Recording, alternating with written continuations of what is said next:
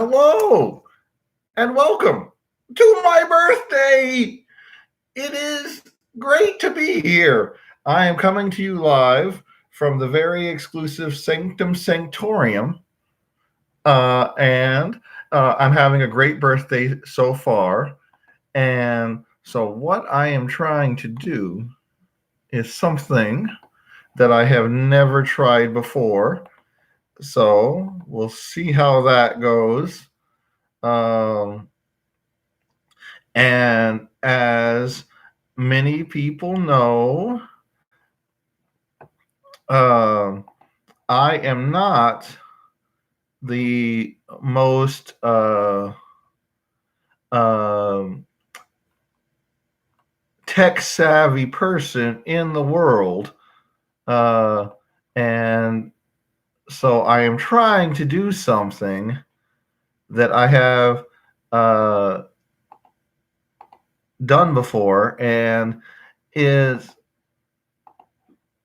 and seeing if I can make this work. So if you'll bear with me while I work on this, I think we can get this taken care of. So what we're going to try to do, all right, so we are trying to live stream my donations to the Out of the Darkness walk. And I did a practice run on this on Sunday, and I got it to work.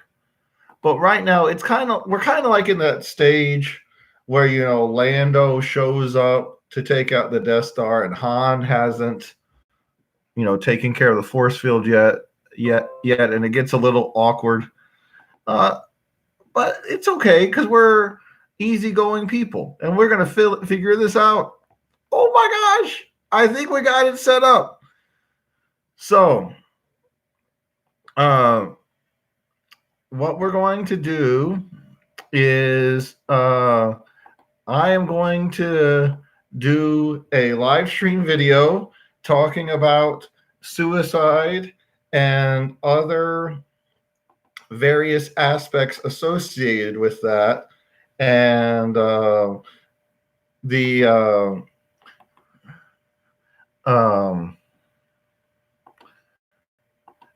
and and while we are doing that, I'm going to be asking for your donations to the Out of the Darkness Walk for Suicide Intervention. It is something very much important to me and my family, and so it is something that we definitely are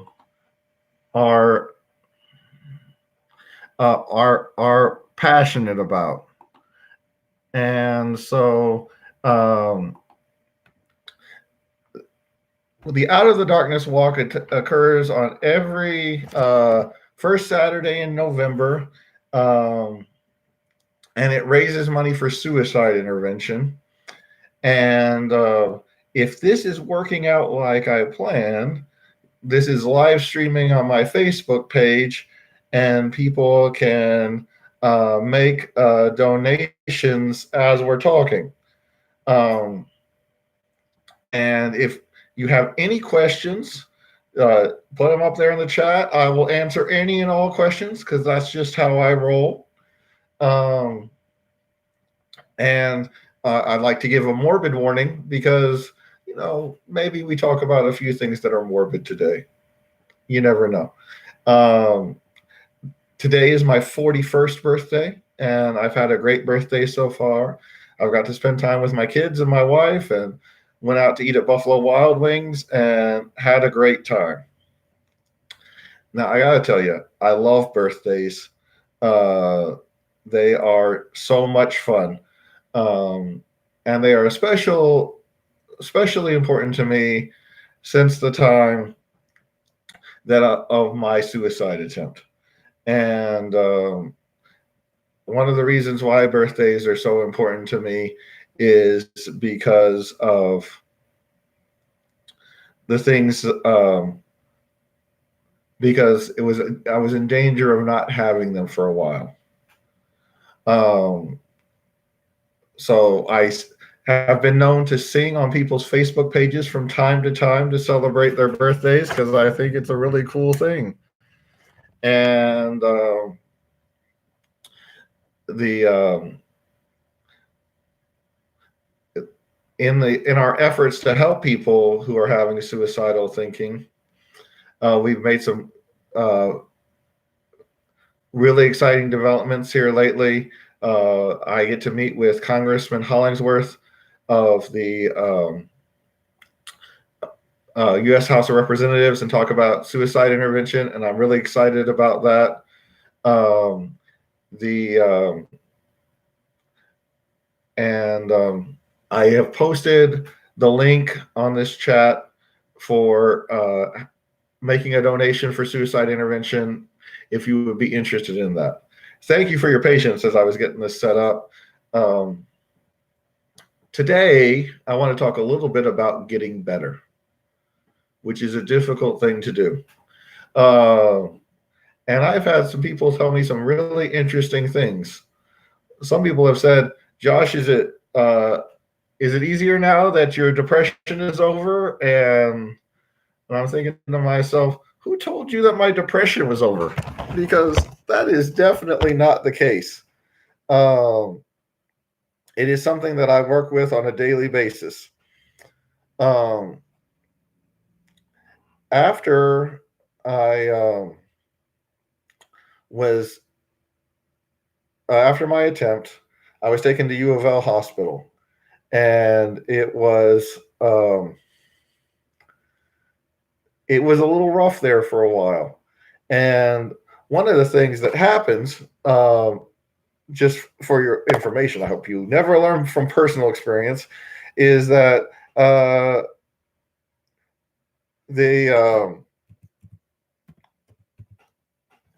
when you commit suicide, well, I guess when you attempt suicide, they will put you on a psychiatric ward. And so after I was healing from my ribs, because I broke 8 ribs on my left side, so that hurt. I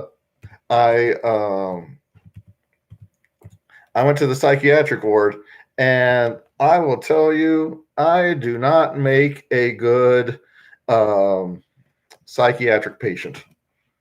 From having worked at Our Lady of Peace in the past, I know that when you are on the hospital wing, they'll be monitoring your progress, and I would get a lot of what they called verbal interruptions, where I would say things that would get on the staff's nerves. So that continues to happen today, except there's no staff. And so I remember I get onto the wing, and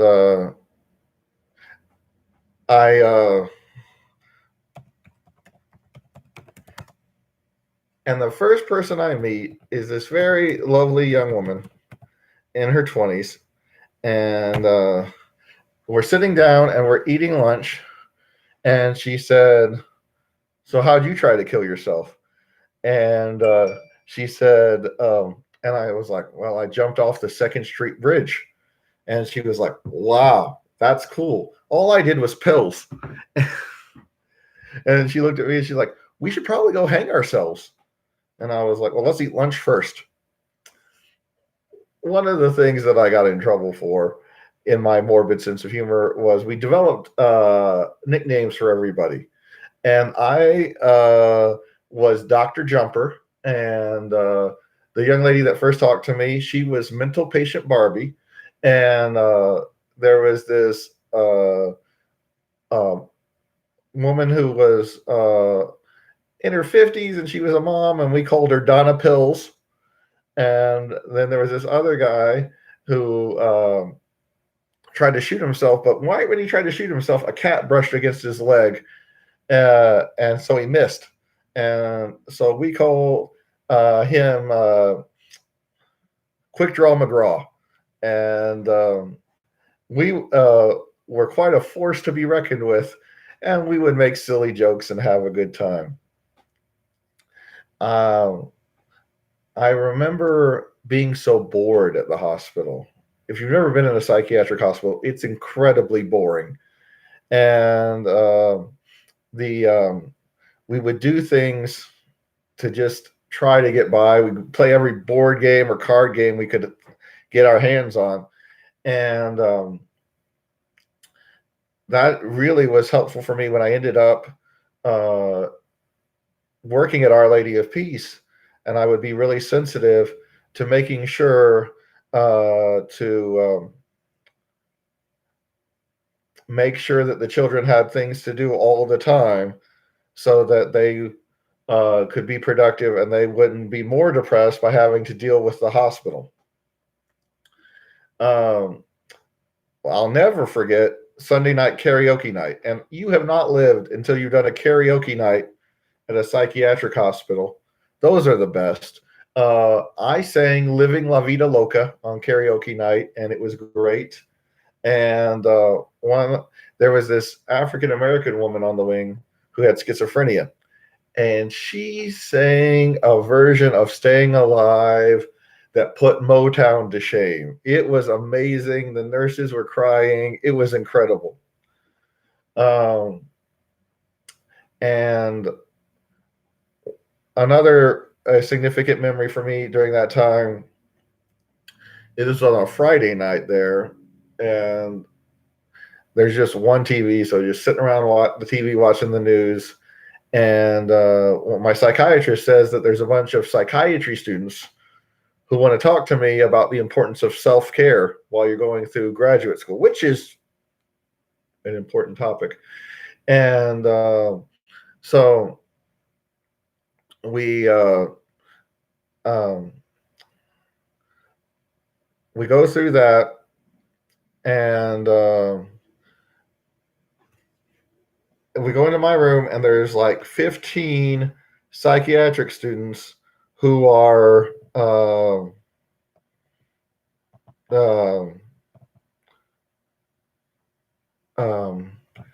asking me questions about what it's like to be a professional and to have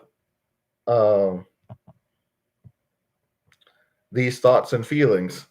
And so we were, I remember answering their questions for over an hour. And one of the big things I was said was, you guys got to get out. You got to do things and have fun, because, you know, this is crazy that you're here for an hour with me at a psychiatric hospital on a Friday night. You should be out having a good time. When I got out of the hospital, one of the great things that they had set up for me was that they had a great aftercare plan, which is necessary when somebody leaves the hospital and something that they don't do enough. So I attended an intensive outpatient program at Our Lady of Peace. And those individuals were also individuals who had families, had jobs, and were just trying to overcome their mental health symptoms.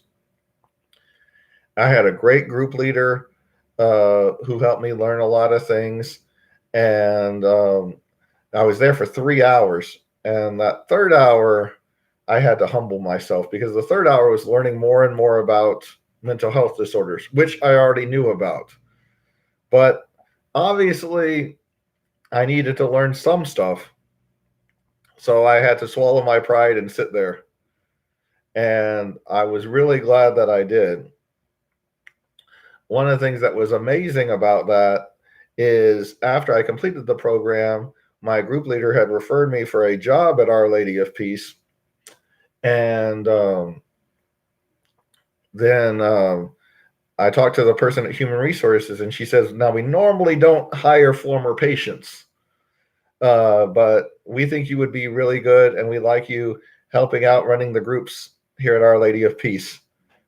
And that's how I got my start doing that. And it's helped me in doing groups since then.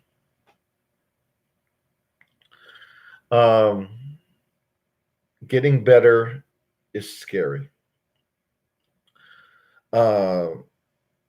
It's scary to start again. It's scary to try to get off the mat and try. And people who have attempted suicide before are very likely to do it again. So even after the first 2 or 3 weeks, people who have attempted suicide still need help, and they still need support. And we need to be there for them every step of the way. Some people mistakenly think that now that I have my business and things are going well, that I am out of the woods. And I don't think that's going to be the case. I still have suicidal thoughts once or twice a month, but I deal with them and I work with them on a continual basis.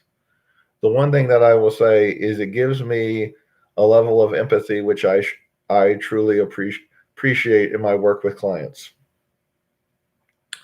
I know that these are disturbing things to talk about, and it's not everybody's first line of discussion of things they'd like to talk about.